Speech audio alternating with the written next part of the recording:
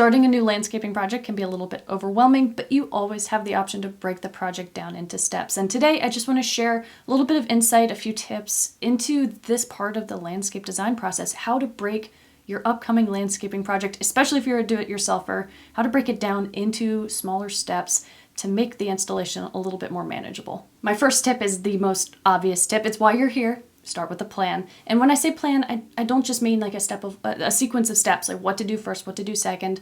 You need that. When I say plan, I'm referring to a cohesive vision. You need a landscape design plan. You need an idea of what the end goal is, and you should spend some time on this plan. Test it out. Make sure that you've considered any potential layout mistakes. It's better to make mistakes on paper, to brainstorm ideas on paper, than it is to kind of experiment as you're installing. Just put this thing here and that thing there and say, I'll figure it out as I go. Way easier to experiment, brainstorm ideas, or make mistakes on paper than it is in real life. Next tip, expanding on the first, is as you create your plan, you can also keep installation phases or little bite-sized steps in mind.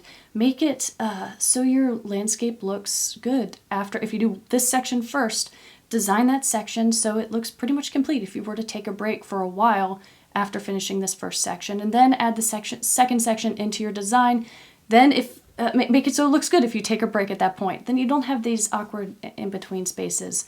Maybe you break your landscape area down into certain sections that you do first, second, third, fourth, based on the number of years perhaps you want to spend on the process, or just make these islands that can expand outward and connect. Whatever it is, just take a look at certain sections of your design area and try to tweak them so they look good. If you were to only go so far and then stop at that point, take a break indefinitely so your landscape doesn't look too incomplete.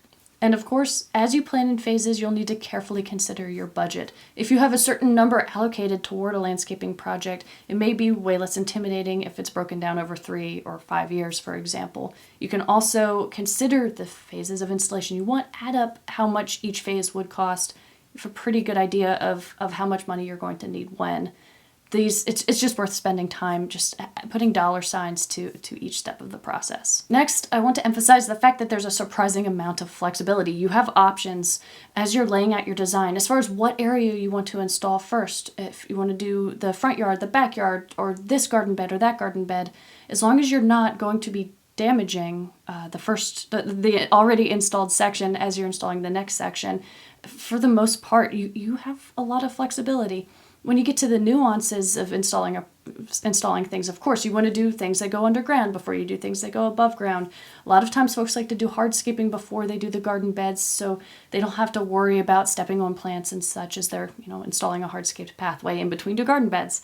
So there are considerations, but it's a surprisingly open-ended process, and it should be tailored to you. If you want to start in the front yard instead of the backyard, or vice versa, that's up to you. You can also consider intermediary materials. So if you're adding up that budget and you're thinking this is too much hardscaping all at once, then consider installing a crushed gravel pathway, for example, and then later on you can upgrade that to a hardscape pathway when your budget allows for it.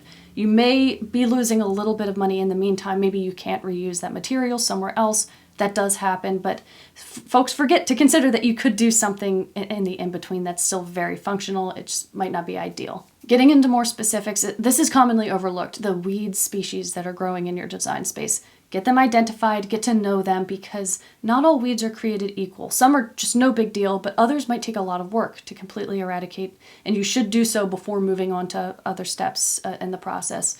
If you were to install a garden bed over some invasive aggressive weed species, you could be creating a ton of maintenance down the road where you're trying to manage an invasive species without harming your garden plants. So much easier to just solve that problem before moving on to the next step. This can be planned into your phases of installation too. If you're going to be working in an area 2 years from now, you should spend those 2 years getting rid of whatever invasive species might be growing in that space that could be a problem later on. And you should not move on to that next step until you get that done. Remember that you can separate the installation of a new garden bed into 2 phases, soil prep and mulching, and then planting, because as long as the soil is properly covered with a deep enough application of mulch, properly mulch, you can wait to put the plants in.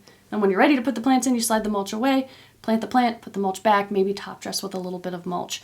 Most of the time people, when they plan out installing a new garden bed, they try to do it all at once. this is a great opportunity to slow it down, break it into smaller steps, because as long as it's properly mulched, it can wait. It might look a little funny, a bed sitting empty like that, but it can wait.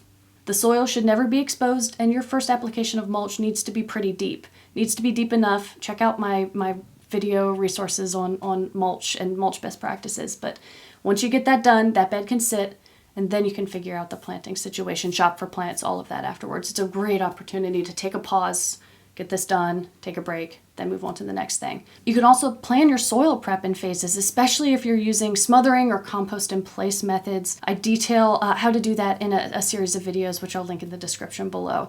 You can have one bed that you're planting, and then the next one that you're getting started, you're smothering out a new section of lawn or weeds, and then you know by year 3 you're going to get started on this, and then plant in this one the next year as you're building that one. Great way to break things down into phases.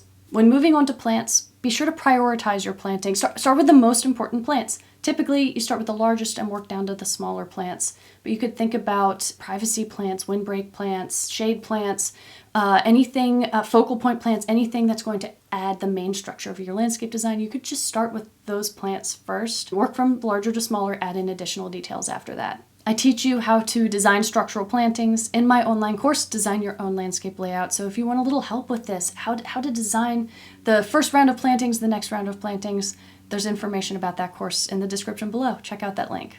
It could also be helpful to have places planned to store materials. Make sure you have a place where you can just have mulch on hand, so as you have time, you can work on soil prep for the next bed and then seal that off with mulch. Then you're ready to take a break. Having just some spaces set aside for material storage can make that so much easier. This is a shorter video. It's kind of a random collection of tips, but I hope this helps you just approach your project in a new way, maybe start to think about different ways you can break down the phases of installation, break down a big landscaping project. If you have any additional questions, please post them in the comments below. Check out the additional resources in the description below this video. Hope this helps. Thanks for watching.